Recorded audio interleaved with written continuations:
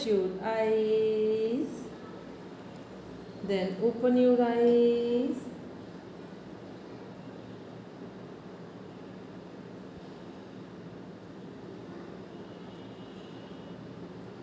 आज सभी लोग अपने सिलेबस में देखेंगे यूनिट 3 देखेंगे, एनाटॉमी एंड फिजियोलॉजी। सबको मेरी वॉइस क्लियर है? हेलो, सबको मेरी वॉइस क्लियर है? जी मैम, जी मैम। ठीक, आपको सुनाई दे? ठीक, सुनाई दे रहा है।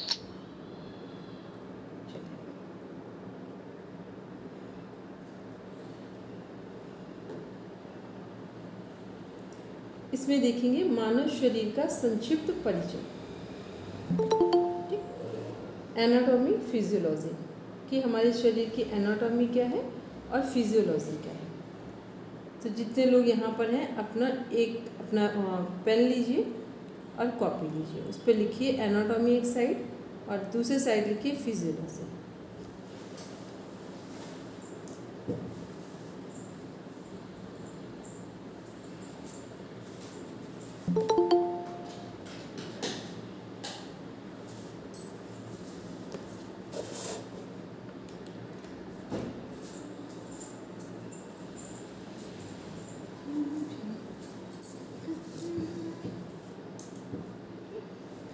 ये क्या है हमारा एनाटॉमी और फिजियोलॉजी। जितने लोग पहले पढ़ चुके हैं वो बताएंगे, अभी तो कुछ नहीं करेंगे, हम लोग सिंपल देखना है कि हमारे शरीर में एनाटॉमी क्या है और फिजियोलॉजी क्या है। कौन कौन बता सकता है? जिनको पता है, जिन्होंने पहले पढ़ा है वो बता पाएंगे कि एनाटॉमी क्या है और फिजियोलॉजी क्या है। शरीर के संरचना और फिजियोलॉजी उनके काम करने का तरीका। फिर से बोलेंगे फातिमा? शरीर के अंगों का ज्ञान, उनके बारे में जानना एनाटॉमी है और उनकी कार्य प्रणाली को जानना, काम करने के तरीके को फिजियोलॉजी है। और दूसरा क्या है कि जो हमारी बॉडी दिख रही है वो सब क्या है? एनाटॉमी, ठीक, जिसे हम देख सकते हैं वो पूरी बॉडी किस में आएगी? एनाटॉमी में। और जिन्हें हम नहीं देख सकते और अपने आप जो फंक्शन, जो ऑर्गन काम कर रहे हैं वो सब क्या है? फिजियोलॉजी, ठीक है। मान लो लीवर है, हम लोग बात कर रहे हैं वो अपना काम कर रहा है, हम लोग बात कर रहे हैं हार्ट अपना काम कर रहा है, लंग्स अपना काम कर रहे हैं, गॉल ब्लैडर अपना काम कर रहा है, पेनक्रियाज अपना काम कर रहा है। तो जो हमारे अंग हैं अपने आप काम कर रहे हैं और हमें दिखाई नहीं दे रहे हैं बाहर से, वो सब किसके अंदर आएंगे? फिजियोलॉजी में आएंगे। और शरीर संरचना, जो हमारा फिजिकल स्ट्रक्चर दिखाई दे रहा है बॉडी का, वो सब किस में आएगा? एनाटॉमी में आएगा। चलिए पढ़िए बात में।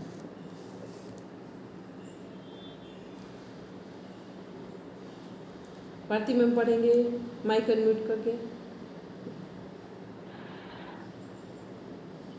एनाटॉमी का अर्थ है शरीर की संरचना और उसके विभिन्न अंगों का अध्ययन। यह जीव विज्ञान की एक शाखा है जिसमें जीवों के शरीर की संरचना के अंगों के काम और उनके परस्पर संबंधों का अध्ययन किया जाता है।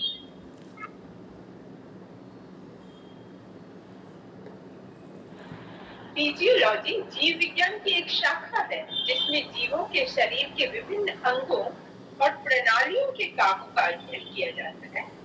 यह जीवों के शरीर में होने वाली जैविक प्रक्रियाओं को समझने के लिए एनाटॉमी के साथ मिलकर काम करती है। इसका मतलब क्या हुआ कि जो हमारे, मान लो हमारे शरीर में लीवर की प्रॉब्लम है, ठीक है, या लीवर में प्रॉब्लम आ गई है, किसी भी तरह की हो सकती है, तो वो काम क्या लिखा हो? एनाटॉमी के साथ मिलकर। तो वो हमारे शरीर में बाहर से चेकअप होंगे सारे, ठीक है, जो भी मेडिसिन है वो लेंगे, इंजेक्शन लगने हैं या जो भी आपका जो मेडिकल प्लान है वो अप्लाई होगा। तो ये सब क्या है? तो यहाँ पर एनाटॉमी के सपोर्ट से ही फिजियोलॉजी पर वर्क किया जाएगा, ठीक है। अब डायरेक्ट कोई लीवर की दवा खाएंगे तो हम ऊपर से ही, ठीक है, इंजेक्शन लगना है तो लगेगा तो ऊपर से ही। मान लो हम लोग कोई योग एक्सरसाइज करेंगे तो फिजिकल बॉडी में ही, उसका इम्पैक्ट कहाँ जाएगा? हमारे इंटरनल बॉडी में जाएगा। तो एनाटॉमी क्या है? जो हमारा शरीर दिख रहा है वो एनाटॉमी, जो हमारे अंदर जितने भी ऑर्गन्स हैं जो हमारे शरीर को चलाने में सपोर्ट कर रहे हैं वो सब क्या है, फिजियोलॉजी है। अब देख रहे हैं हम लोग मानव शरीर के तंत्र। ये क्या है, मानव शरीर के तंत्र का मतलब हो गया, ये पहला वाला कौन सा तंत्र दिख रहा है, नर्वस सिस्टम वाला, ठीक है। पहला वाला नर्वस सिस्टम है, देन मस्कुलर सिस्टम है, देन रेस्पिरेटरी सिस्टम है, और उसके बाद नहीं सेकंड स्पिरिचुअल नहीं, ये मस्कुलर सिस्टम दिख रहा है, मस्कुलर सिस्टम दिख रहा है, सारी मसल, लेकिन फोर्थ में क्या है वो नहीं समझ। ठीक है। फिर कौन सा दिख रहा है, स्केलेटन सिस्टम दिख रहा है, मस्कुलर के बगल में स्केलेटन दिख रहा है। सेकंड वाला कौन सा है, सेकंड मस्कुलर है ना, फोर्थ में कुछ भी ड्रॉट नहीं है। फोर्थ में कि ऐसे देखना ध्यान से कि क्या हाईलाइट हो रहा है। फर्स्ट में क्या दिख रहा है हमारा, पूरा जो नर्वस सिस्टम और सर्कुलेटरी सिस्टम, ठीक है, तो नर्वस सिस्टम क्लियर है यहाँ पे। फिर सेकंड में कौन सा सिस्टम दिख रहा है हम लोगों को, रक्त परिसंचरण, ठीक है, रक्त परिसंचरण हो गया हमारा। फिर थर्ड में हमारा रेस्पिरेटरी हो गया, सर्कुलेटरी के बाद रेस्पिरेटरी। फिर जो फोर्थ है इसमें केवल मसल्स दिख रही है हमारी, ठीक है। फिर फोर्थ के बगल में देखेंगे सेकंड का क्या बोला, सेकंड का रक्त परिसंचरण तंत्र, सर्कुलेटरी सिस्टम, ठीक है, पूरे बॉडी में ब्लड का फॉर्मेशन दिखा रहे हैं। और इसमें इस वाले में जो है हमारा ये ब्रेन से कनेक्टेड है, सर्कुलेटरी सिस्टम भी पूरे बॉडी में ही कनेक्टेड, सिस्टम सब इंटरकनेक्टेड है, बस यहाँ हाईलाइट कैसे हो रहा है। फिर देख रहे हैं जो फिफ्थ नंबर पे है इसमें क्या दिखाई दे रही है, सब हमारा पूरा स्केलेटन दिखाई दे रहा है, जिसे हम लोग ढांचा बोलते हैं, ठीक है। रखना फर्स्ट सेकंड पहले चाहिए, लेकिन वो सिस्टम में अरेंज नहीं है, लेकिन वो दिख यही रहा है। फिर हमारा डाइजेस्टिव सिस्टम दिख रहा है लास्ट सेकंड।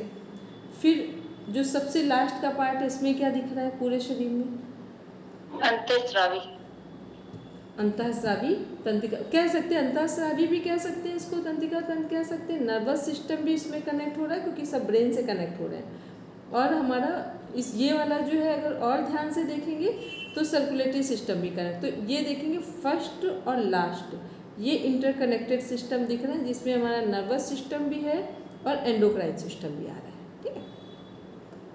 अब इसको देखते हैं प्रॉपर, ये देख रहे हैं यहाँ। अब सिस्टम से देखेंगे तो पहला फर्स्ट सिस्टम कौन सा दिख रहा है इसमें, अब स्केलेटन दिख रहा है, ठीक है। स्केलेटन सिस्टम, दूसरा कौन सा दिख रहा है proper, muscular system, muscular system number से है वैसे दिख रहे हैं। फिर थर्ड में देखेंगे कौन सा सिस्टम दिख रहा है हमारा, सर्कुलेटरी सिस्टम। फोर्थ में देखेंगे कौन सा सिस्टम दिख रहा है, डाइजेस्टिव सिस्टम। फिफ्थ में देखेंगे एंडोक्राइन सिस्टम, क्या बोले मैम, एंडोक्राइन, नर्वस सिस्टम से इंटरकनेक्टेड है। हाँ। फिर सिक्स में देखेंगे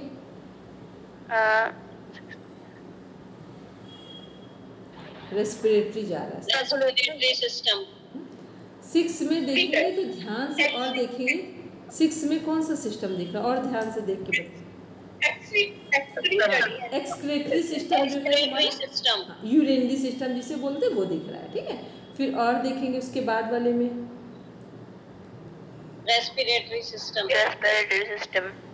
फिर लास्ट वाले में देखेंगे मस्कुलर, नर्वस और एंडोक्राइन। ये वाला दिख रहा है हमारा ब्लू वाला, ये फिफ्थ नंबर पे और लास्ट पे। ये एक तो हमारा होगा जो ये ब्लू में दिख रहा है, इसको तो देखेंगे क्योंकि इसमें स्पाइन दिख रही है, तो स्पाइन अगर पहले पीछे से हाईलाइट हो रही तो कौन सा सिस्टम कनेक्ट हो रहा है यहाँ पे, तंत्रिका तंत्र, ये तंत्रिका तंत्र जाएगा, नर्वस सिस्टम, ठीक है। और लास्ट वाला कौन सा जाएगा, एंडोक्राइन सिस्टम जाएगा। चलिए अब इसमें इससे पढ़ने से पहले अब अपना पेन पेपर लेंगे, क्योंकि वो यहाँ पर कल जो मंडे को होगा तो यहाँ पर उस डायग्राम को दिखा देंगे। आज दूसरी स्लाइड शेयर हो रही है हम लोगों की, उसमें लिखेंगे सबसे पहले, बनाएंगे सेल, एक सर्कल बनाएंगे जिसके अंदर लिखिए सेल, CELL सेल, सर्कल बनाइए, सिंपल लिखिए। फिर उसके सामने एरो लगाकर लिखिए tissue, TISSUE tissue. Cell Hindi meaning कोशिका, टिश्यू हिंदी मीनिंग ऊतक। फिर उसके सामने एरो लगाएंगे, लिखेंगे ऑर्गन, ORGAN, ऑर्गन हिंदी है अंग। फिर उसके सामने एरो लगाएंगे, फिर लिखेंगे 11 सिस्टम, 11 सिस्टम, नंबर डालेंगे 11 और सिस्टम लिख देंगे, सिस्टम्स।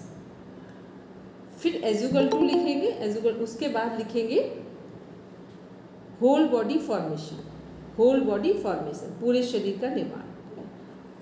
प्रणाम एवं भैया, ठीक, प्रणाम डॉक्टर साहब। प्रणाम।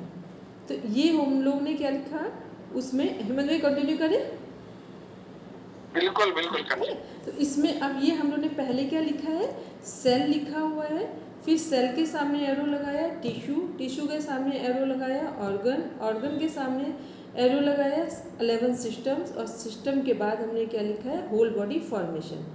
तो इसका मीन्स क्या हुआ कि जो हमारी सेल है वो सबसे छोटी इकाई है। सेल का जो ग्रुप है वो किसको बनाएंगे, टिश्यू को। टिश्यू का जो ग्रुप है वो किसको बनाएंगे, ऑर्गन को। ऑर्गन का जो ग्रुप है, डिफरेंट टाइप्स ऑफ जो ऑर्गन्स हैं उनका ग्रुप किसको बनाएगा, एक सिस्टम को। फिर जो हमारा एक सिस्टम बना, तो ऐसे ही हमारे टोटल नंबर ऑफ सिस्टम कितने हैं जो सामने लिखे हुए, ये 11 है।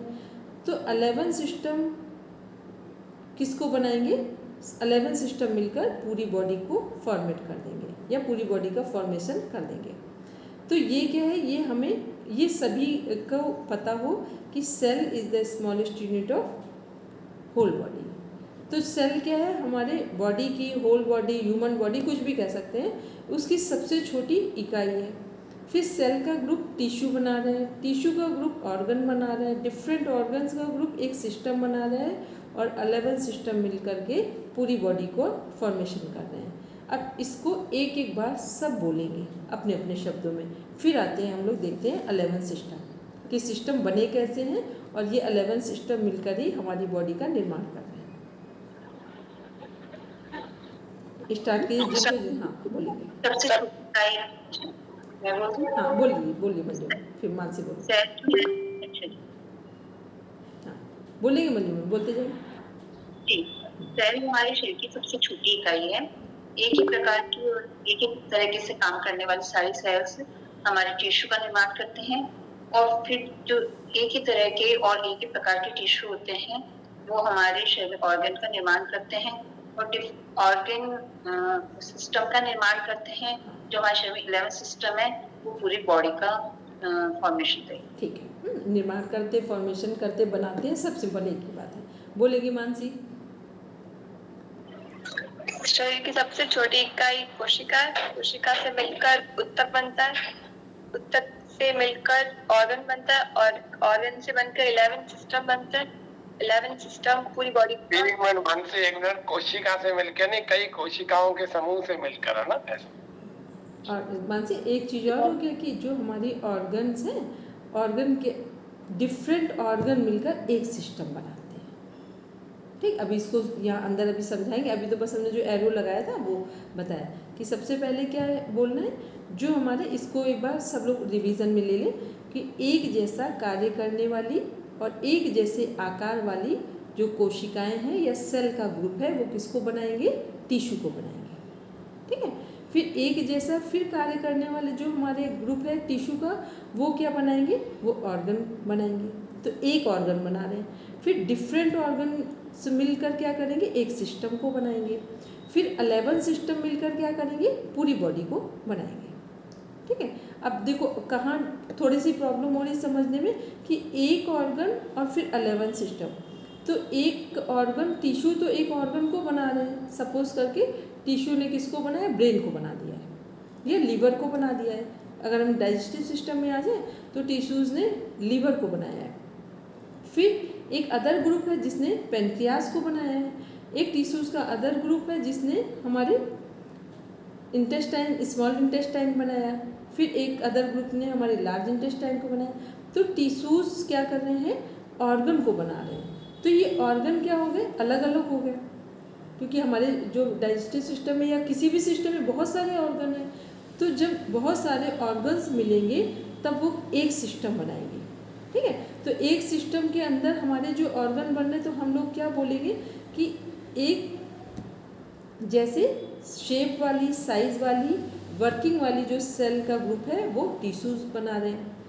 फिर टिश्यू क्या कर रहे हैं, एक जैसे, फिर जो हमारे वर्किंग वाले टिश्यू हैं वो किसको बना रहे हैं, ऑर्गन को बना रहे हैं। फिर डिफरेंट ऑर्गन्स का जो ग्रुप है वो किसको बनाएंगे, एक सिस्टम बनाएंगे। ठीक, अब इन कुल चीज़ों को समझने में कुछ प्रॉब्लम हो रही है तो लिख लेंगे कि डिफरेंट ऑर्गन्स मिलकर के एक सिस्टम बनाएंगे। फिर 11 सिस्टम मिलकर के जो सामने स्लाइड में शेयर हो रहे हैं ये हमारी पूरी बॉडी को बनाएंगे।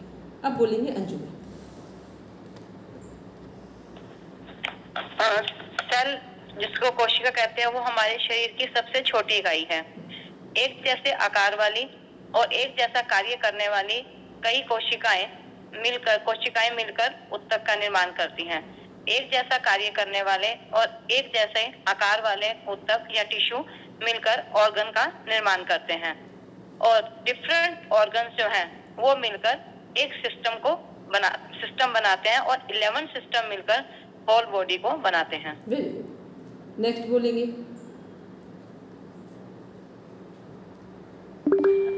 बोलेंगे श्रुति मैम। शरीर की सबसे छोटी इकाई सेल, कई सारी उन इकाइयों से मिलकर, कई सारी सेल से मिलकर एक टिश्यू बना। सेम टिश्यू से ऑर्गन बना। ऑर्गन, कई सारे ऑर्गन मिलके एक सिस्टम को बनाते हैं, और अलग अलग ऑर्गन से 11 सिस्टम बने। 11 सिस्टम से होल बॉडी स्ट्रक्चर तैयार। या ये कह दें कि जो हमारे डिफरेंट अलग अलग जो ऑर्गन है उन्होंने एक सिस्टम बनाया। फिर क्योंकि हर सिस्टम के अपने ऑर्गन्स होंगे तो एक जो डिफरेंट ऑर्गन्स है वो एक सिस्टम बनाएंगे। ठीक है, फिर 11 सिस्टम मिलके पूरी बॉडी को बना रहे हैं। ठीक है, बिल्कुल सही है। बस थोड़ा सा वो ध्यान रखना है कि सिस्टम और जो ऑर्गन्स है उनके बीच में अंतर ध्यान रखना है। बोलेंगे next Purnima ji. Cell is the smallest unit of our body, और एक ग्रुप ऑफ सेल मिलके एक टिश्यू होते हैं। फिर ग्रुप ऑफ टिश्यू मिलके ऑर्गन होते हैं। फिर ग्रुप ऑफ ऑर्गन मिलके हमारा एक सिस्टम बनता है। वैसे हमारा टोटल 11 सिस्टम है। 11 सिस्टम हमारा पूर्णिमा जी डिफरेंट ग्रुप ऑफ ऑर्गन। ठीक है, डिफरेंट ओके मैम। ठीक है, ओके मैम। तो डिफरेंट ग्रुप ऑफ ऑर्गन मिलके हमारा एक सिस्टम बनता है। वैसे हमारा 11 सिस्टम मिलके हमारा फुल ह्यूमन बॉडी बनता है। ठीक है, नेक्स्ट बोलेंगे भारती मैम। शरीर की सबसे छोटी इकाई सेल होती है। एक जैसी बहुत सारी सेल्स मिलकर के एक टिश्यू बनाती है, और एक जैसे टिश्यू पर मिलकर ऑर्गन्स बनाते हैं। डिफरेंट ऑर्गन्स टुगेदर मिलकर ऑर्गन सिस्टम बनाते हैं, और 11 ऑर्गन सिस्टम्स टुगेदर मिलकर एक कंप्लीट बॉडी बनाते हैं। और जो सेल सबसे छोटी इकाई है ना, वो सारे काम करती है जो एक ह्यूमन बॉडी है। अभी इस पर आएंगे। जो एक सेल वही काम करती है जो हमारी ह्यूमन बॉडी काम करती है, उसके अंदर वही सभी फंक्शन होते हैं। ठीक है, नेक्स्ट बोलेंगे। सभी लोग बोलेंगे ताकि हेजिटेशन भी ना रहे और माइंड भी वर्किंग में आ जाए।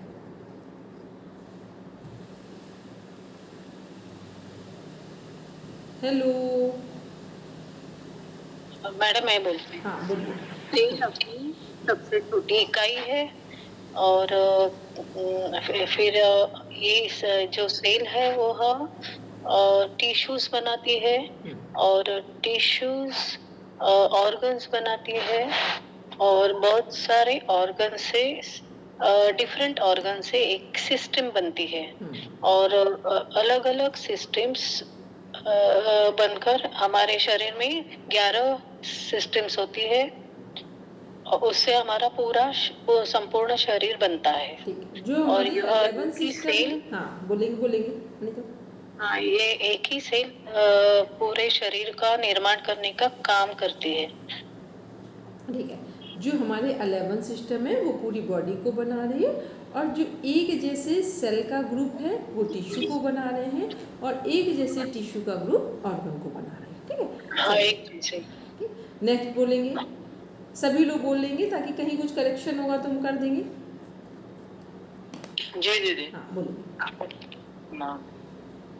मानव शरीर की जो सबसे छोटी इकाई है वो सेल है, और बहुत सारी सेल का ग्रुप मिलकर टिश्यू बनाते हैं, और ग्रुप ऑफ टिश्यू से ऑर्गन बनता है और बहुत सारे ऑर्गन मिलके सिस्टम को बनाते हैं और हमारे 11 सिस्टम मिलकर पूरी ह्यूमन बॉडी को बनाते हैं। नेक्स्ट बोलेंगे। हमारे शरीर की सबसे छोटी इकाई सेल है। सेल के ग्रुप मिलकर टिश्यू बनाते हैं। टिश्यू से फिर ऑर्गन बनते हैं।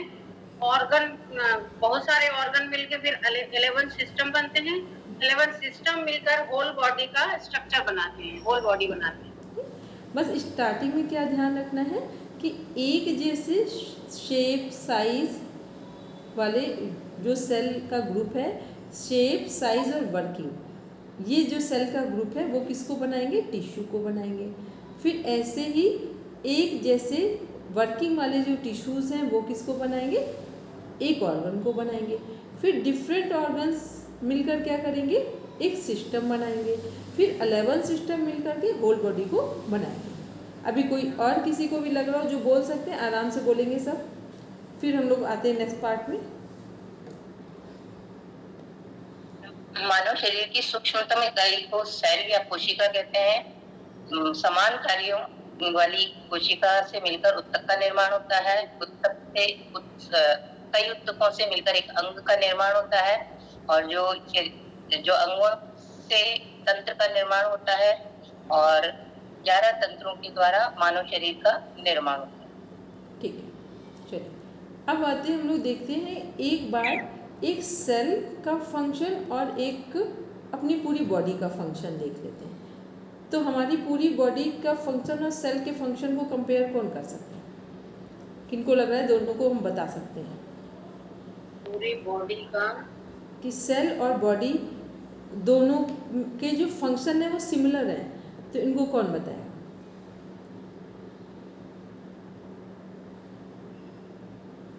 मानसी बोलो।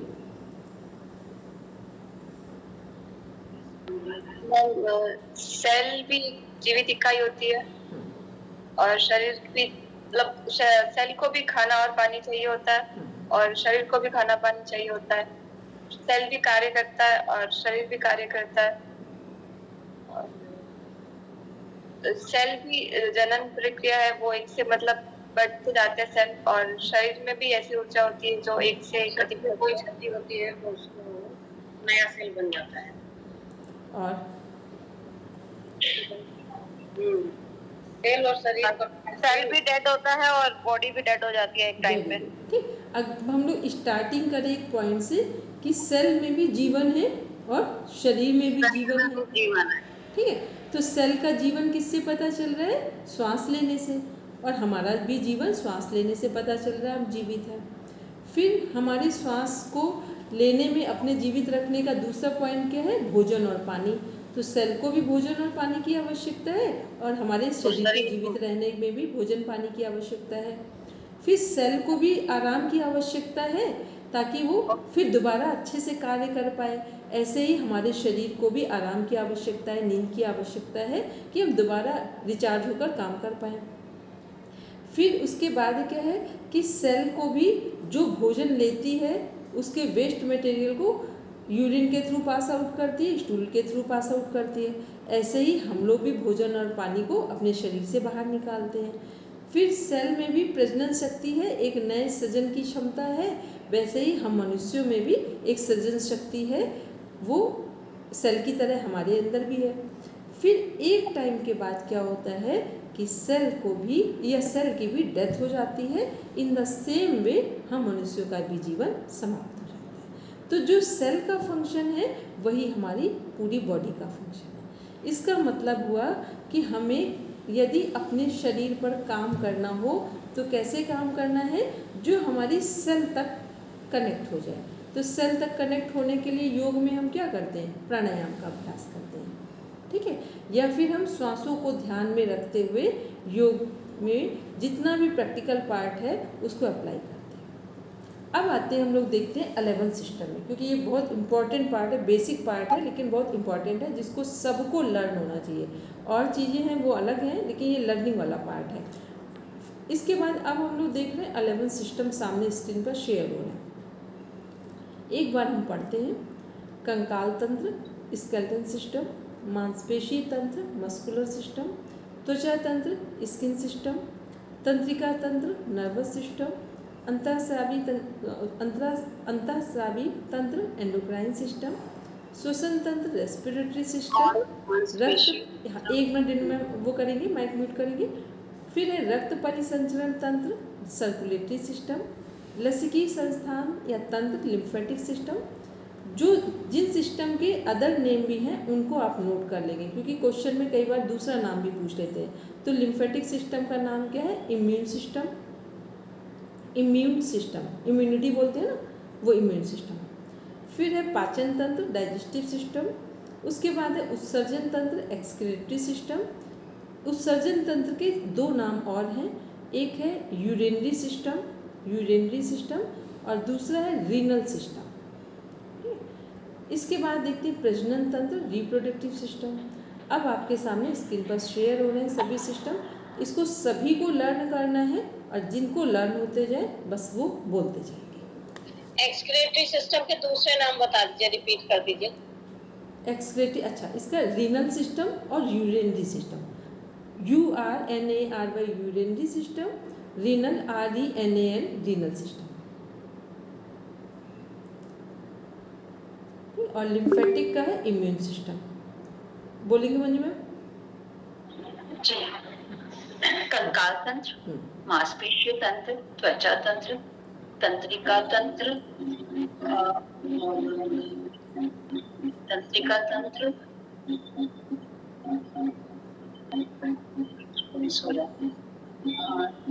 एक मिनट वापस से करती हूँ। अच्छा, कोई बात नहीं। अभी देखो इसको हम लोग एक बार देख लेते हैं, ठीक? सब लोग देखेंगे फिर लर्न करेंगे। देखो सबसे पहले कौन सा सिस्टम है जो बेस है हमारा, उसको क्या होता है ना, कॉन्सेप्ट को समझ में के करेंगे तो सबको लर्न हो जाएगा, किसी को टफ नहीं लगेगा। सबसे पहले हमारा बेस क्या है? स्केलेटन सिस्टम, ठीक? हमारी पूरी बॉडी का फ्रेम क्या है? स्केलेटन सिस्टम, कंकाल तंत्र, ठीक है, जिस पर हमारी बॉडी बेस करेगी। तो फ्रेम हो गया कंकाल तंत्र। इसके बाद नेक्स्ट है मस्कुलर सिस्टम। कंकाल तंत्र को फिल कौन कर रहा है? भरने का काम कौन कर रहा है? मस्कुलर सिस्टम कर रहा है। मसल्स ही कंकाल को फिल कर रही है, भर रही है। फिर जो हमारी मसल्स हैं उनको कवर कौन कर रहा है? स्किन सिस्टम, इंटेग्यूमेंट सिस्टम जो हमारा। तो 3 को तो ऐसे ध्यान रखेंगे, बेस क्या है? स्केलेटन सिस्टम या कंकाल तंत्र। फिर उसके बाद हमारा मस्कुलर सिस्टम, वो क्या कर रहा है? कंकाल तंत्र को जो स्केलेटन सिस्टम है उसको फिल करने का काम कर रहा है, तो मस्कुलर सिस्टम हो गया। फिर मस्कुलर सिस्टम को ऊपर से ढकने का काम कौन कर रहा है? सुरक्षा देने का काम कौन कर रहा है? Skin system. 3 हो गए, ठीक? अब इसके बाद रखेंगे हाथ सिर पर। सबसे पहले कौन सा सिस्टम है? नर्वस सिस्टम, ठीक? फिर ये वाला सिस्टम एंडोक्राइन सिस्टम, ठीक? उसके बाद रेस्पिरेटरी सिस्टम, फिर सर्कुलेटरी सिस्टम। इसी जगह पर दूसरा सिस्टम कौन सा है हमारा? सर्कुलेटरी के साथ लिम्फेटिक सिस्टम। रेस्पिरेटरी भी है यही, लेकिन यहाँ से कनेक्ट हो गया इसलिए यही काउंट कर दिया, ठीक है? फिर इसके बाद है डाइजेस्टिव सिस्टम, और नीचे जाएंगे। फिर पीछे देखेंगे, ये हमारा कौन सा? Excretory system. और लास्ट हो गया हमारा रिप्रोडक्टिव सिस्टम, ठीक? अब ध्यान से सब लोग एक बार लर्न करेंगे, 1 मिनट 2 मिनट का टाइम दे रहे हैं, फिर बोलेंगे। भारती मैम लर्न हो गया हो तो बिना देखे बोलेंगे, क्योंकि कुछ लोग स्क्रीन को देख रहे हैं। बोलेंगे।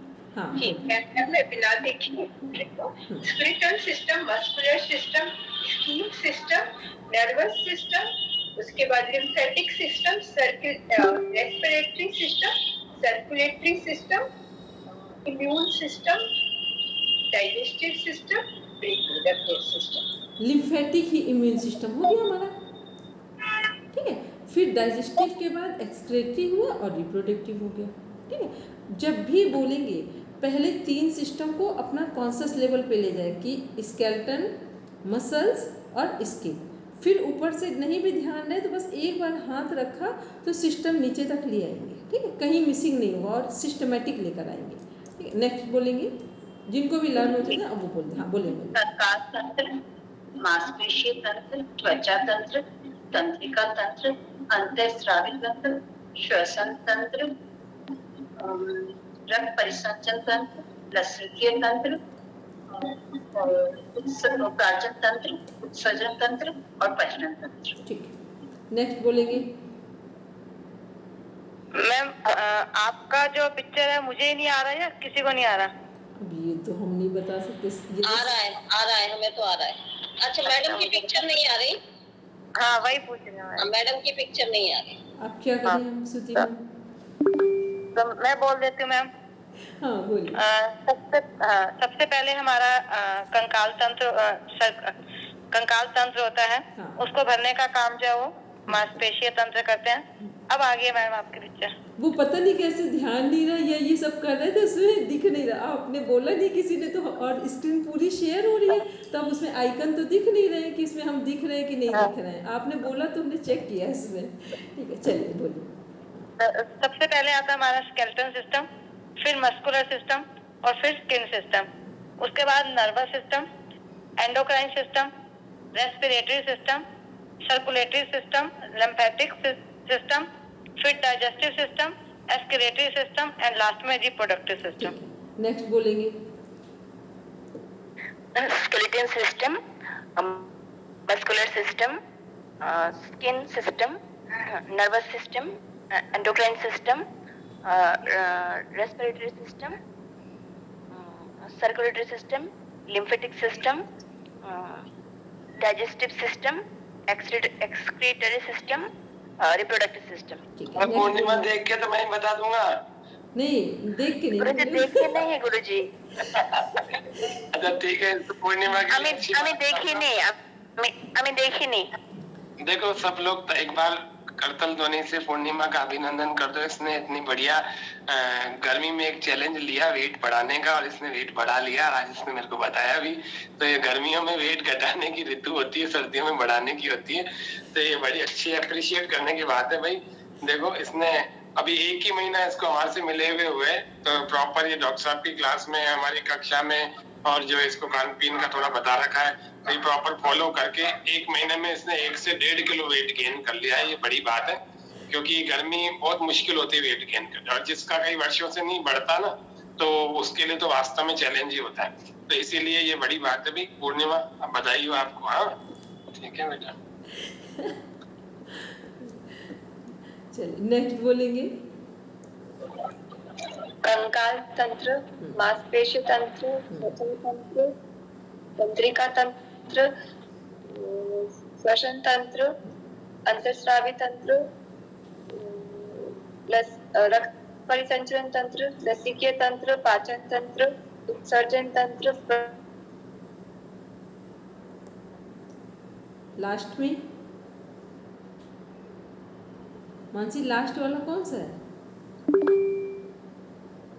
मैंने बोला प्रजनन तंत्र। अच्छा, ऐसा लगा थोड़ी सी आवाज मिसमैच हो गई। बोलेंगे श्रुति मैम। इसने कहा जो लिखे हुए ना यही है सारे, बस जो भी हैं।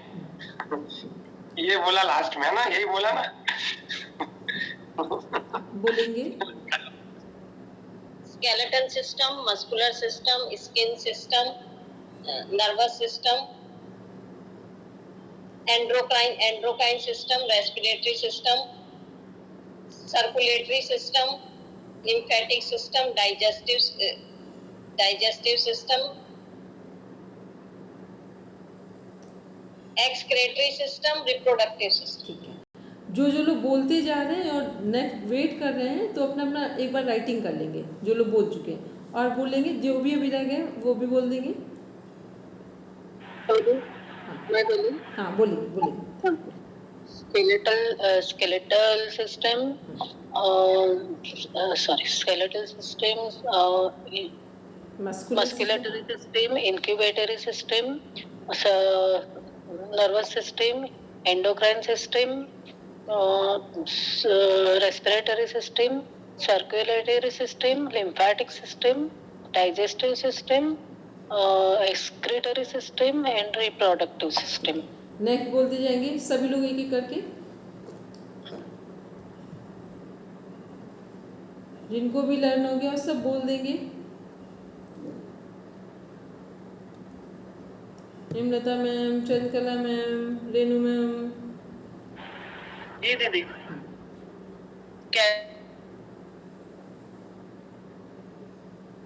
बोलेंगे हेमलता मैम? जी दीदी। हाँ बोलिए। स्केलेटल सिस्टम, मस्कुलर सिस्टम, फिर है एंटीग्यूमेंट्री सिस्टम, स्किन सिस्टम बोलते हैं जिसको, नर्वस सिस्टम, नर्वस के बाद एंडोक्राइन है, फिर रेस्पिरेटरी, सर्कुलेटरी, लिम्फेटिक, और उसके बाद है डाइजेस्टिव, फिर है एक्सक्रेटरी, और लास्ट में है रिप्रोडक्टिव सिस्टम। ठीक है, चंद्रकला मैम बोलेंगे। जी मैम, सबसे पहला कंकाल तंत्र, मांसपेशीय तंत्र, त्वचा तंत्र, तंत्रिका तंत्र, और अंतःस्रावी तंत्रिका तंत्र, श्वसन तंत्र, रक्त एवं परिसंचरण तंत्र, लसिकीय तंत्र, पाचन तंत्र, उत्सर्जन तंत्र और प्रजनन तंत्र। ठीक है, बोलेंगे रीनू मैम। मैम कंकाल तंत्र, मांसपेशी तंत्र, त्वचा, सब सिर पे हाथ रखते जाइए, आ जाएंगे सब याद। तो क्या बोलते हैं, नर्वस सिस्टम, श्वसन तंत्र, और मैम पूरा लर्न नहीं हुआ। कोई बात नहीं, फिर रखिए हार्ट के पास सर्कुलेटरी सिस्टम या रक्त परिसंचरण तंत्र, श्वसन तंत्र, उत्सर्जन तंत्र, प्रजनन तंत्र, और लास्ट का है मैम दो बीच में याद नहीं हो रहे। एक था सर्कुलेटरी सिस्टम, लिम्फेटिक सिस्टम या रक्त परिसंचरण तंत्र, फिर है हमारा इम्यून सिस्टम जो है, रोग प्रतिरक्षा तंत्र, और उसके बाद है पाचन तंत्र, उत्सर्जन तंत्र, और फिर है लास्ट प्रजनन तंत्र। ठीक है, एक एक बार सब देख लें क्योंकि बेसिक कॉन्सेप्ट सबका कंप्लीट होगा ना, तो फिर अभी हम लोग आगे पढ़ेंगे तो पढ़ना समझ में आ जाएगा सबको। और अभी किसी को बोलना है? मैं बोल रही। हाँ बोलिए। कंकाल तंत्र, मांसपेशीय तंत्र, त्वचा तंत्र, तंत्रिका तंत्र, अंतःस्रावी तंत्र, श्वसन तंत्र, उत्सर्जन तंत्र। श्वसन के बाद कौन सा आएगा? श्वसन के बाद प्रजनन आएगा। नीचे तीन अगर बोल दे रहे हैं, श्वसन तंत्र, रक्त परिसंचरण तंत्र और रोग प्रतिरक्षा तंत्र, उसके नीचे प्रजनन आएगा, फिर आएगा उत्सर्जन तंत्र। ठीक है, और लास्ट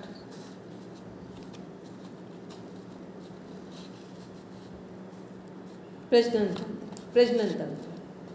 एक मिनट, माइक अनम्यूट करेंगे, माइक अनम्यूट करके बोलेंगे इसमें। प्रजनन तंत्र आएगा लास्ट। ठीक है, चलिए ठीक है। तो अभी हम लोग ने क्या देखा, ये हम लोग ने तंत्र देखे। ठीक है, अब एक बार यहीं पर इसी जगह पर कुछ चीज़ों को देखते हैं कि जो हमारा कंकाल तंत्र है वो क्या क्या काम कर रहा है। बस उससे कुछ बेसिक जो वर्क है वो बोलेंगे, वो वर्क्स क्या क्या हैं, क्या क्या कार्य हैं, वो यही देखेंगे। और आपका जो होमवर्क है उसमें कल के लिए जो आपका टेस्ट होगा उसमें इनको पूरा कंप्लीट करना है कि हमारे जो फंक्शन है वो क्या है वो देखना है। तो कंकाल तंत्र के कार्य क्या क्या हो सकते हैं? एक तो बॉडी का स्ट्रक्चर, बॉडी को पूरा खड़ा रखना, बॉडी को आकर शेप देना और आधार देना, और बाहरी यदि हम लोग एक लाइन में बोले तो बॉडी को बेस देना, शेप देना। ठीक है, बेस भी आधार भी दे रही है और एक आकार भी दे रही है। ठीक है, तो ये किससे हो रहा है? कंकाल तंत्र से। और जितने हमारे ऑर्गन्स हैं उनको सुरक्षा का वस्त्र है। ठीक है, और बोन मड़ों में ब्लड बनता है। हाँ। बोन मड़ों में ब्लड बनता है। और तो ये चार काम, आकार, आधार, सुरक्षा और ठीक है, और जो हमारा ब्लड फॉर्मेशन है वो भी हमारा बोन्स में जा रहा है। ठीक, और इसी स्केलेटन के कारण ही क्या है, हमारी बॉडी को मोड़ भी सकते हैं, घुमा भी सकते हैं। अब मसल्स क्या करेंगे, ये फ्लेक्सिबिलिटी देंगे। बोन स्ट्रक्चर क्या कर रहा था हमारा स्केलेटन, कि जो हमारी मान लो हड्डियां हैं, हम लोग मोड़ना, वो सब किसके कारण है? सब चीज़ हमारे स्केलेटन के कारण है। लेकिन यहाँ फ्लेक्सिबिलिटी किसके कारण आएगी? अब वो आएगी मसल्स के कारण। तो मसल्स पहला काम क्या कर रहे हैं? स्केलेटन को भर रहे हैं। ठीक, पूरा जो हमारा कंकाल तंत्र है उसको भरने का काम मसल्स का है। फिर दूसरा काम क्या है? ऑर्गन्स को इनसे भी सुरक्षा मिल रही है, मसल से। ठीक है, तीसरा काम क्या है, पूरी बॉडी को सुंदरता किससे मिलती है? मसल से ही मिलती है। बॉडी की सुंदरता किससे आती है? मसल से आती है। फिर जो हमारी बॉडी की फ्लेक्सिबिलिटी है वो किसके कारण है? वो भी मसल्स के कारण है। टेम्परेचर कंट्रोल में भी मसल्स हेल्प करती है, मतलब बाहर के टेम्परेचर के साथ समायोजन करने में, एडजस्ट। वो बस अभी मसल्स में जो बाहर का टेम्परेचर मसल्स में नहीं लेंगे, वो स्किन में आ जाएगा, वो स्किन में आएगा। बाहर का जो टेम्परेचर है वो स्किन में आएगा। अब उसको देखेंगे। अब स्किन क्या काम कर रहे हैं? स्किन हमें क्या क्या सपोर्ट कर रहा है? पहले तो हमारी जो मसल्स हैं उनको सुरक्षा कवच दे रहा है, ठीक है। फिर बॉडी का जितना टेम्परेचर है जो बाहर का है वो किसके कारण हमें वो सुरक्षा किसके कारण मिल रही है? जो टेम्परेचर है वो हमें स्किन के कारण बाहर के टेम्परेचर से सुरक्षा मिल रही है। फिर जितने हमारे कोई भी चोट लग जाए या किसी भी तरह की कुछ बाहर से हमें समस्या हो, वो भी हमें स्किन से ही सपोर्ट मिलता है। तो ये किसके कारण है? ये हमने देखा स्किन के फंक्शन क्या क्या है। इसके बाद देखते हैं तंत्रिका तंत्र, नर्वस सिस्टम। नर्वस सिस्टम क्या सपोर्ट कर रहा है? हमको क्या सपोर्ट मिल रहा है नर्वस सिस्टम से? कार्य करने का से काम करता है, उसके पास सारी सूचनाएं जाती हैं, उसी के अनुसार ही सारे हम काम करते हैं। तो नर्वस सिस्टम क्या? सीपीयू है, ब्रेन जो इसके अंदर है, ठीक है। वो क्या कर रहा है कि अगर नर्वस सिस्टम का ब्रेन जो सीपीयू सही से वर्क ना करे तो ना हम सुन पाएंगे और ना समझ पाएंगे और ना किसी की बात को सही जवाब दे पाएंगे, किसी का भी कुछ भी रिस्पॉन्ड नहीं कर पाएंगे। तो ये किसके कारण है? नर्वस सिस्टम, क्योंकि स्पाइन से मैसेज ब्रेन को, ब्रेन से स्पाइन को, और फिर हमारे जो भी बिहेव करते हैं वो सब उसी के आधार पर कर रहे हैं। तो नर्वस सिस्टम क्या है? हमें सुनने, समझने और समझाने सब में सपोर्ट कर रहा है। इसके बाद फिर आते हैं अंतःस्रावी तंत्र, एंडोक्राइन सिस्टम। ये क्या कर रहे हैं? इनका काम क्या है? हमारे हार्मोन्स को बैलेंस करना, क्योंकि हार्मोन्स यदि हमारे बैलेंस होंगे तो हम सही समय पर सही कार्य पूरी क्षमता के साथ करेंगे और हम स्वस्थ भी रहेंगे। इसके बाद है हमारा श्वसन तंत्र, रेस्पिरेटरी सिस्टम। इसका फंक्शन क्या है? प्राणवायु लेकर ब्लड को और रक्त में ऑक्सीजन प्रवाह करना। Very good. सबसे जो मेन फंक्शन है लंग्स का वो क्या है? हमारा श्वासों के साथ, या ये बोले कि हमारे ब्लड के साथ ऑक्सीजन क्या करता है? पूरी बॉडी में मिलकर ब्लड को सप्लाई करने में सपोर्ट करता है, ठीक है। तो लंग्स का काम क्या है? ब्लड को प्यूरिफाई करना। प्यूरिफाइड ब्लड का वर्क किसका है? लंग्स का है। लंग्स क्या करते हैं? ब्लड को प्यूरिफाई करते हैं। और प्यूरिफाइड ब्लड को पूरी बॉडी में कौन सप्लाई करता है? हार्ट करता है, जो किसका फंक्शन है? किसका ऑर्गन है? सर्कुलेटरी सिस्टम का। तो रेस्पिरेटरी सिस्टम का मेन फंक्शन क्या है? कि ब्लड वो ऑक्सीजन के साथ ब्लड पूरी बॉडी में सप्लाई होता है। ये है हमारा लंग्स का फंक्शन है, रेस्पिरेटरी सिस्टम का। और कार्बन डाइऑक्साइड हमारी जो है वो गैसेस के माध्यम से, या श्वास जब बाहर छोड़ते हैं, लेते हैं तो ऑक्सीजन लेंगे, श्वास बाहर छोड़ेंगे तो कार्बन डाइऑक्साइड गैस को, CO2 को छोड़ेंगे। अब देखते हैं हम लोग नेक्स्ट आते हैं सर्कुलेटरी सिस्टम में।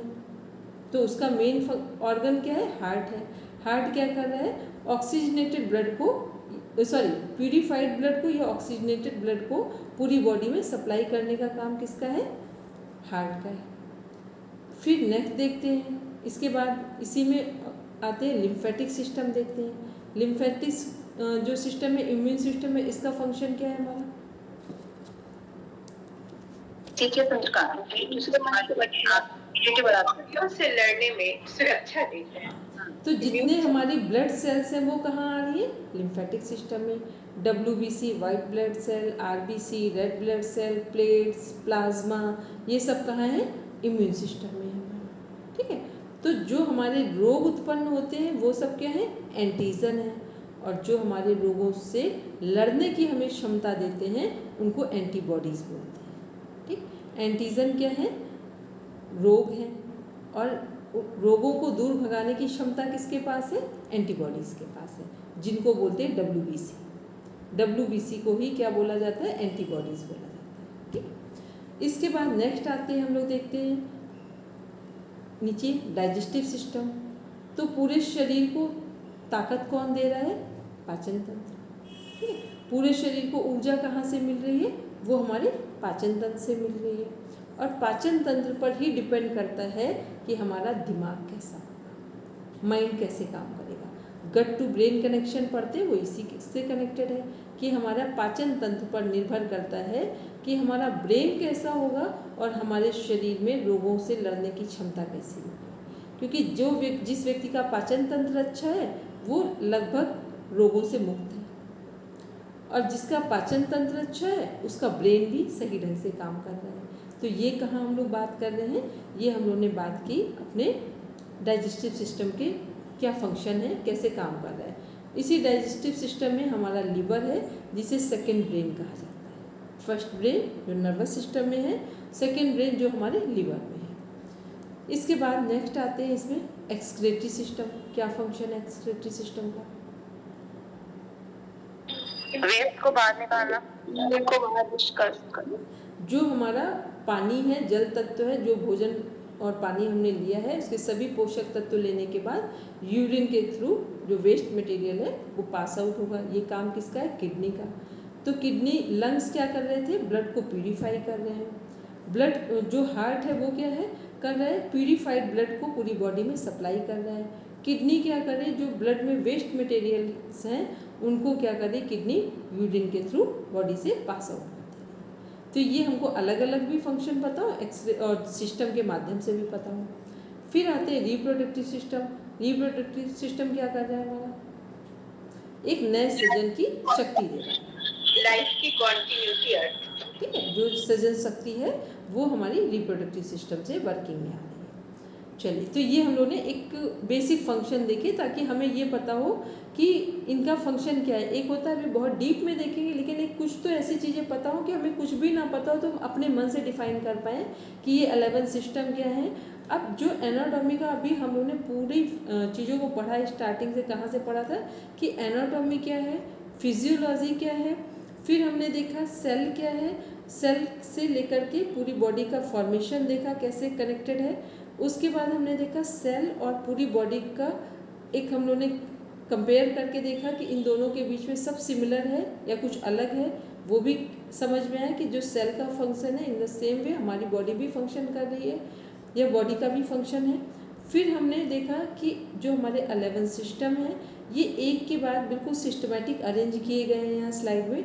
उसके बाद हम लोगों ने क्या देखा कि जो हमारे सिस्टम है उनका अपना बेसिक फंक्शन क्या है। ये हम लोगों ने मेन चीज़ें अभी देखी, यहाँ बात की है। अब ये आप सबका होमवर्क है, इसको सब नोट डाउन करके रखिए ताकि कल आपका टेस्ट हेमंत भैया ले तो आप क्लियर इसको दे पाए। बोलेंगे नीता मैम? लिम्फेटिक सिस्टम का थोड़ा फिर से बताइए। किसका? लिम्फेटिक। लिम्फेटिक, ठीक है। लिम्फेटिक सिस्टम क्या है, इसको हम लोग देख रहे हैं यहाँ पे लसिकी संस्थान। ठीक, लिम्फेटिक सिस्टम का एक अभी हमने नाम बोला था इम्यून सिस्टम, दूसरा नाम है जिसको हिंदी में बोलेंगे रोग प्रतिरक्षा तंत्र। ठीक है, इंग्लिश में लिम्फेटिक सिस्टम का नाम है इम्यून सिस्टम। इम्यून सिस्टम की जो हिंदी है वो है रोग प्रतिरक्षा तंत्र। तो जो हमारा लिम्फेटिक सिस्टम है इसमें हमारे ब्लड सेल्स आती हैं जिसके अंदर आरबीसी रेड ब्लड सेल्स, फिर डब्ल्यूबीसी वाइट ब्लड सेल्स, इसके बाद प्लेटलेट्स और प्लाज्मा जो ब्लड में है। ठीक है, इतनी चीज़ें हम किसके अंदर पढ़ते हैं? लिम्फेटिक सिस्टम के अंदर। तो सपोज करके किसी का हीमोग्लोबिन कम हो जाए तो उसमें कौन रिस्पॉन्सिबल है? आरबीसी भी कनेक्टेड होगी। लेकिन जब किसी के शरीर में बार बार रोग उत्पन्न हो रहे हैं, डिजीज़ डेवलप हो रही है, तो वहाँ क्या प्रॉब्लम आ रही है? इम्यूनिटी डाउन है। तो इम्यूनिटी किसके कारण डाउन होती है? डायरेक्ट अगर हम लोग देखें तो डब्ल्यूबीसी जो वाइट ब्लड सेल्स है उनके कारण बॉडी में रोगों से लड़ने की क्षमता कम हो जाती है। यदि डब्ल्यूबीसी कम है तो, और डब्ल्यूबीसी पर्याप्त है तो फिर बॉडी में रोगों से लड़ने की क्षमता अधिक रहेगी, जिसके कारण कोई भी डिजीज़ होगी नहीं, और बाई चांस हो भी गई है तो जल्दी से ठीक हो जाएगी। तो यहाँ पर दो नाम हैं, एंटीजन और एंटीबॉडीज़। ये आपसे अब 4th लेवल में पूछा जाता है। तो एंटीजन क्या है? एंटीजन को बोलते हैं रोग, डिजीज़। ठीक है, और एंटीबॉडीज़ क्या है? रोगों से लड़ने की क्षमता है, जिसे बोलते हैं WBC। अब जब हम लोग आगे पढ़ेंगे इसमें, तब ये जो RBC, WBC, प्लेटलेट्स, प्लाज्मा, इनके नंबर से क्या हैं, इनको कैसे बढ़ाया जा सकता है, किस कारण से कम हो जाते हैं, इन सब के बारे में हम लोग आगे पढ़ेंगे, ठीक है। या इनका जो टाइम पीरियड है वो कितना होता है, वो आगे हम लोग देखेंगे। मैम एंडोक्राइन सिस्टम का भी थोड़ा बता दीजिए। एंडोक्राइन सिस्टम में हमारी सभी ग्लैंड्स आती हैं, ठीक है। ग्लैंड्स कौन कौन सी हैं? सबसे पहले हमारी जो ग्लैंड्स हैं, हाइपोथैलेमस, साइड से देखते हैं लेफ्ट से, तो हाइपोथैलेमस, फिर पिनियल, पिट्यूटरी, अभी आगे हम लोग पढ़ेंगे, इसमें है सारी स्लाइड्स, ठीक है।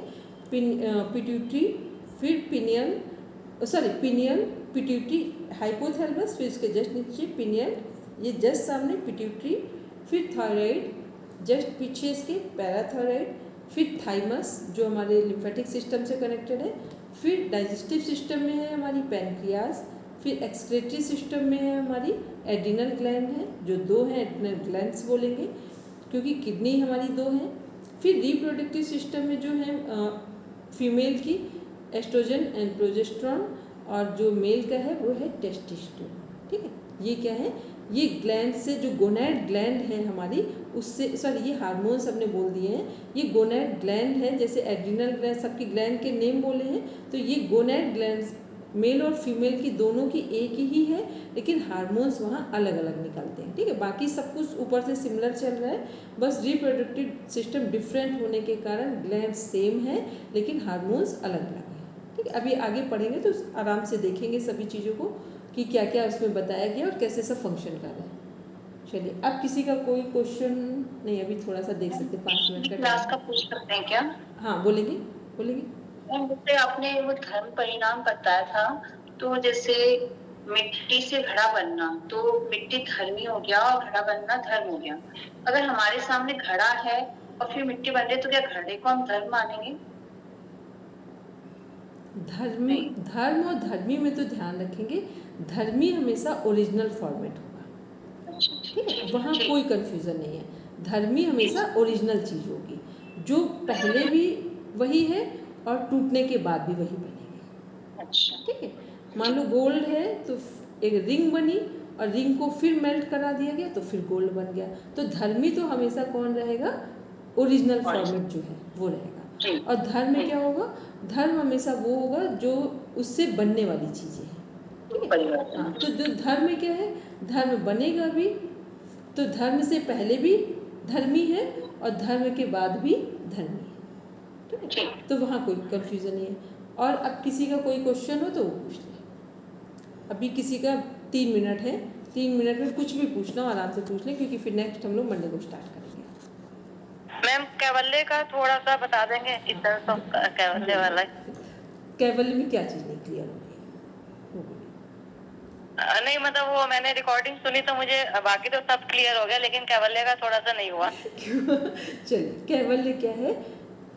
हम लोग ने 2 चीज़ें पढ़ी थी समाधि के प्रकार, एक संप्रज्ञात और असंप्रज्ञात। असंप्रज्ञात क्या है? कैवल्य है, ठीक है। अब कैवल्य का अर्थ तो पता ही है कि मोक्ष, मुक्ति, साल्वेशन, यही है, ठीक है। तो जो संप्रज्ञात है वो है हमारी वो अवस्था, वह अवस्था है जिसमें हमारी सभी वृत्तियां अक्लिष्ट हो गई हैं, मतलब सभी शुभ विचार आ गए हैं, वो है संप्रज्ञात समाधि। जहाँ हमारे सभी तरह के विचार शुभता में कन्वर्ट हो जाएं, वो कौन सी समाधि हुई? संप्रज्ञात हुई। इसमें भी एक हमारा जो मेन मुख्य वृत्ति है वो कौन सी है? विवेक ख्याति। मुख्य वृत्ति जो है वो है विवेक ख्याति। अब इसके बाद इसी में देखते हैं हम लोग, जो नेक्स्ट क्या है कि संप्रज्ञात समाधि का मीन्स बिल्कुल क्लियर कि सारे विचार कैसे शुभ है, सारी वृत्तियां कैसी है? अक्लिष्ट हैं, क्लियर है यहाँ पे, ठीक। इसके बाद देखते हैं असंप्रज्ञात में क्या हो रहा है कि जैसे ही हम जो शुभ जितने भी विचार हैं, जितने भी शुभ विचार हैं, उनसे भी हमने वैराग्य हो गया। वैराग्य का मतलब हो गया, जैसे अभी हम लोग पढ़ रहे हैं तो हमें क्या लग रहा है कि पहले तो हमें कुछ नहीं आता था, अब हम 4th लेवल में आ गए, अब हमें कुछ आता है, ठीक है।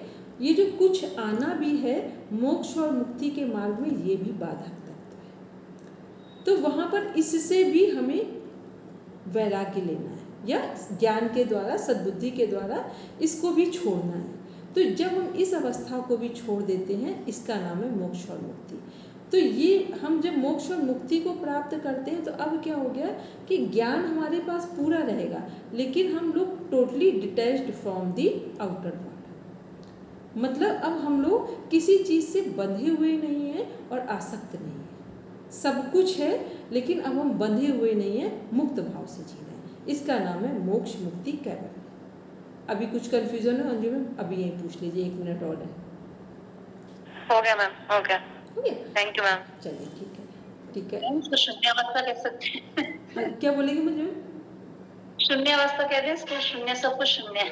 नहीं, शून्य कह सकते हैं, लेकिन जो आपकी बुक है और जो वहाँ क्वेश्चन पूछा जाएगा वहाँ शून्य नहीं बोलेंगे, ठीक?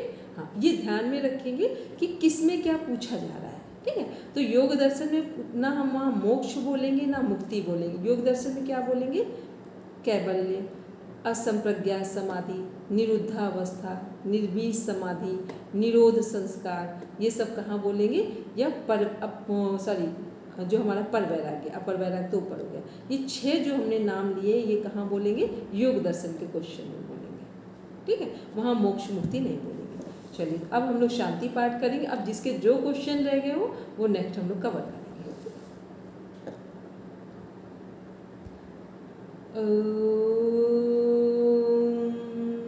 शांति शांति शांति।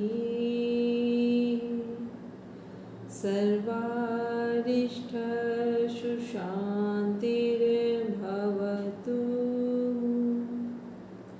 Now rub your palms, touch your eyes, then open your eyes. चलिए सबको प्रणाम, शुभ रात्रि।